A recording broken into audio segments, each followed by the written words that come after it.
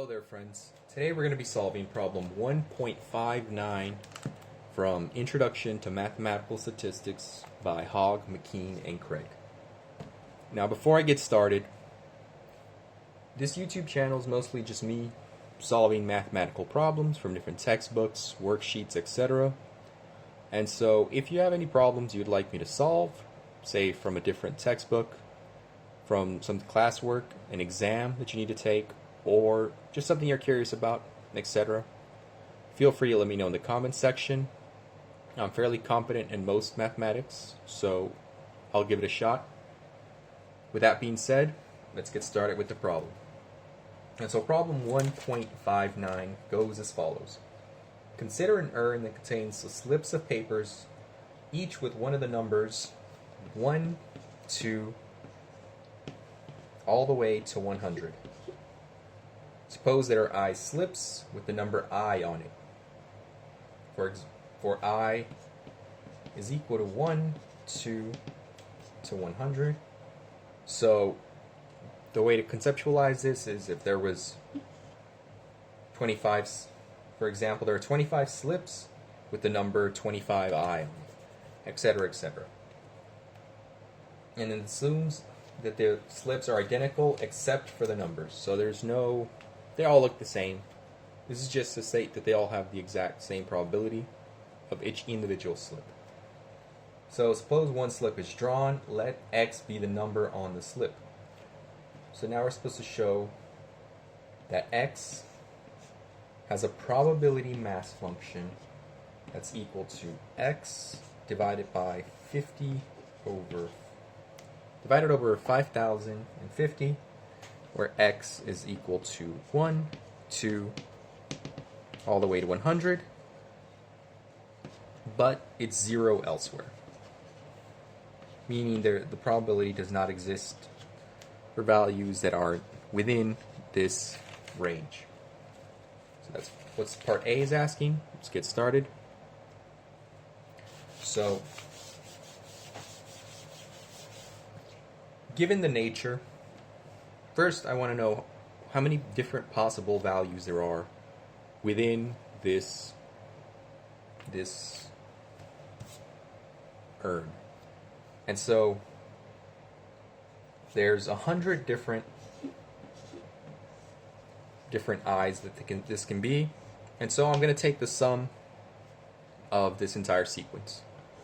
So that's 100, 101 over 2. This is 10,100 divided by 2. This is just 50 over 50. So this is the sum of all integers from 1 to 100. So this is 1, 2, 3, etc. And so this is all the numbers of slips in this urn. And so that's what we're dividing by, which is, now we just need to figure out why it is X over 50 over 50. And the reason this would be the case is because each individual slip is always, so if the number's 1, it's always one slip. And if it's 2 slips, 3 slips.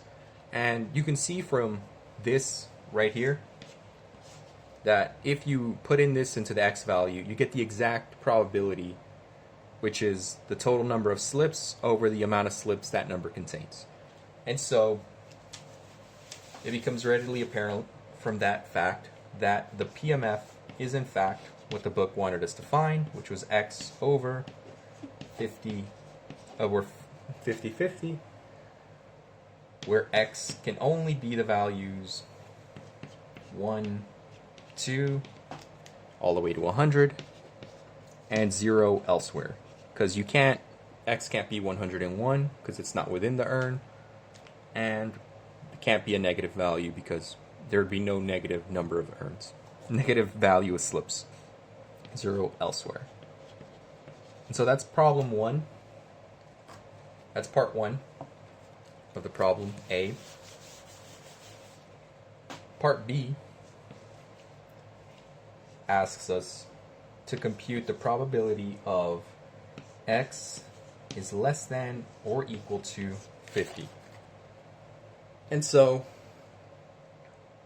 the way this works is, since they're discrete countings and each x is independent, we're essentially taking the sum of each. So we're taking the probability that x is equal to 1, or if you're just lazy like me, p of 1 plus p of 2 all the way to 50, because that's contained within, which is just, since this is x over 5,000 over 50, this would be 1 50 50 plus 2 50 50 plus 50 over 50 50. Now, that's a lot of numbers, but we can use similarly what we did to show that the PMF is of this form. We can do something similar here. What we could do, I'll erase this, is first we're going to factor out the 50/50s, the 5,000 over 50, out of all of these. And then we end up with 1 plus 2 plus ... all the way up to 50. And we know how to do this. This is just a sum of the integers, which we can write as 50, 51 over 2, which is just 50 times 51 over 10,000 over 100. And that's your solution right there. You can multiply this out. I think it just looks a little neater like this. And so that's your solution for number 2, for part B of 1.5.9. And now the last part, C, asks us to show that the cumulative distribution function of x is big F of x, x times x plus 1, with all of this divided by 10,000 over 100, where x is less than or equal to 1, less than or equal to 100. And this little boxed x is the greatest integer in x. So let's get started with this part of the problem. As we saw earlier, if you can sort of see when with part B that we sort of already got this sequence here. The sum of the integers. So from this part here, we could see that it's already there, because x here, I'll write this rather than explaining it. This x plus 1.